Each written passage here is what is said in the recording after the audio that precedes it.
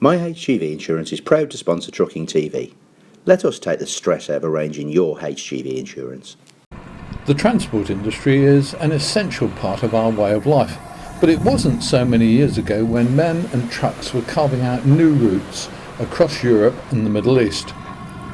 In April 2017, a new book titled You Call, We Haul is due out. It's written by truck driver Matt Ireland, and it tells the story of Bob Carter, founder of Trans UK and lifelong trucker, and is still working part-time today.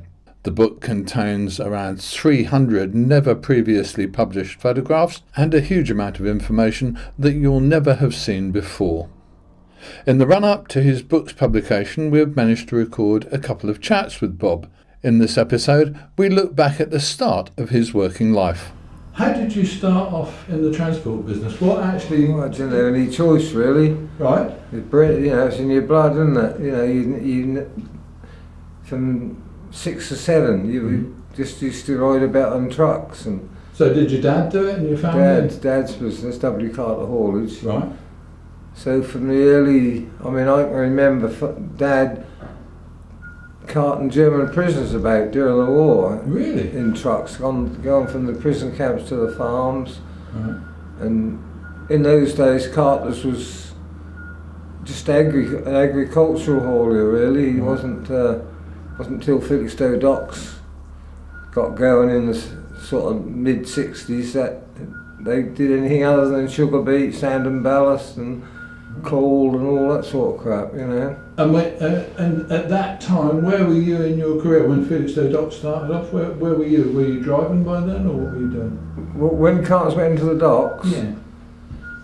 Well, I drove a little bit on some small tipper work before I was licensed, really, on the bases when the war ended. Right.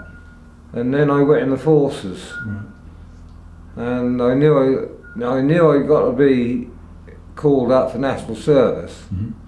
So I thought, and I heard a couple of my friends from school in those days, they'd been called up. One was a cook. Mm-hmm. He didn't know bugger all about cooking. And another one was a real outsider and got a job as a clerk. I thought, I ain't having none of that. So I found out, or was told, that if you went in for 3 years, in other words, you were a volunteer, says national serviceman, you could choose your trade. So I thought, well, what the hell, I'd rather be in engineering than peeling spuds for 2 years. So I signed up for 3 years into the REME, Royal Electrical Mechanical Engineers. And I'd worked in the garage at Carter's, I'd done a bit of driving, so that the training, the actual soldier training, you just did it, Yeah. Silly things they told you to do, you just sort of smiled and put your finger up and did it. Yeah. Some people didn't. And the trade training I thought was brilliant. I went and did most of my trade training, early trade training in Taunton in Somerset. Then I got posted to Germany. What was your actual trade then? Where did you end up? I was a vehicle mechanic. Right. In the army. Right. And I ended up. Well, I ended up on Christmas Island working on heavy vehicles. Really? And I was the only one there who was allowed to work on Rolls-Royce diesels, because I did other courses after the UK Taunton bit. I did courses in Germany. They say you should never volunteer when you're in the forces, but everything that came along I had to go at, and that basically that's what sent me to Christmas Island, because I was qualified up quite well, Didn't make a lot of rank, but...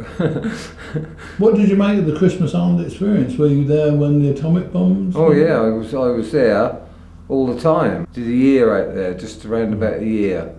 And I was on the same job. It was just like working for Wimpy's. Yeah. It's 6 to 6 shifts, 6 days a week. Had a day off on Sundays, swimming, and that's about all there was to do. But the weather was drink a bit beer, better. smoke fags. Yeah. The weather was a bit better there than here. 110 in the shade, Oh my God. no problem at all. If I remember rightly, every time it rained, which wasn't very often, you got a rum ration. Right. Yeah. What about I enjoyed it. Yeah. I enjoyed it. You know, typical when you're a youngster, you say, "Oh, bugger this! I'd rather be at home," and all that business. What about the atomic explosions? Were you there for them? Were they... Yeah, I was there for, as far as I can remember, Mm. there was about 6 or 7. Right. 4 of them were land-based atomic bombs, Right. and the rest were dropped from RAF planes Right. and exploded above the ground.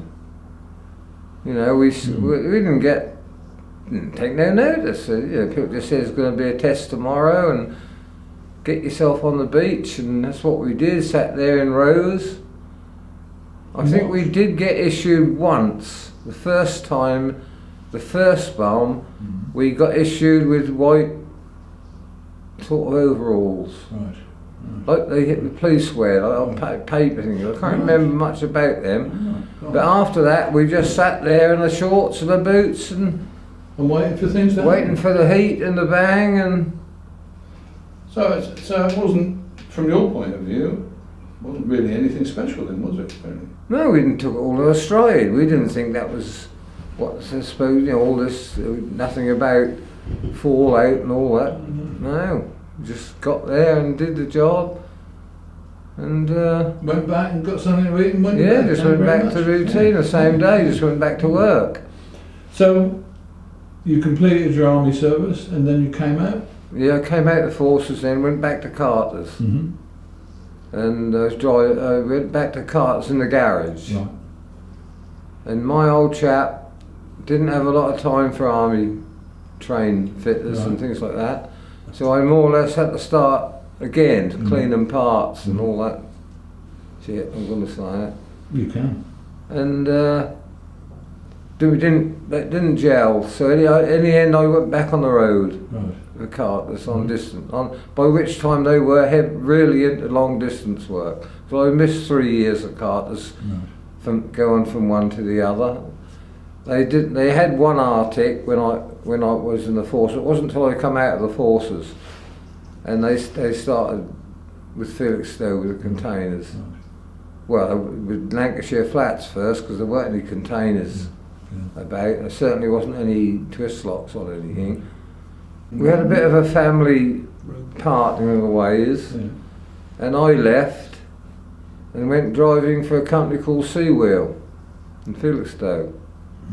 I had an AC motor there, first new motor I ever had, and I worked my way up there until I was in charge of basically all the UK movements, with small responsibility for Ireland and the near continent.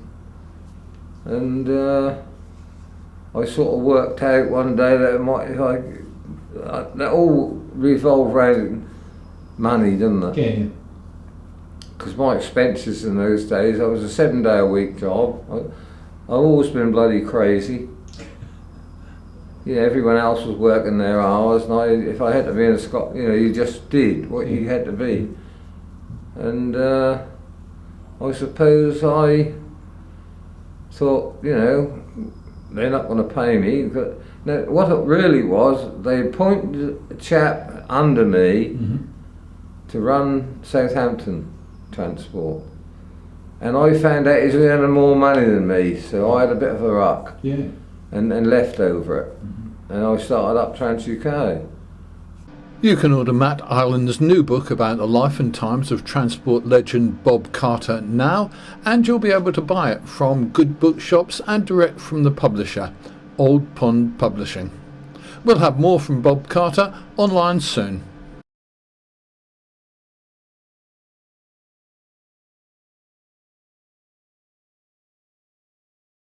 Why not give us a call on 0161 410 1061 when you're arranging your HGV insurance, or visit our website at www.myhgvinsurance.co.uk or our Facebook page at HGV Insurance. and let us take the stress out of arranging your HGV insurance.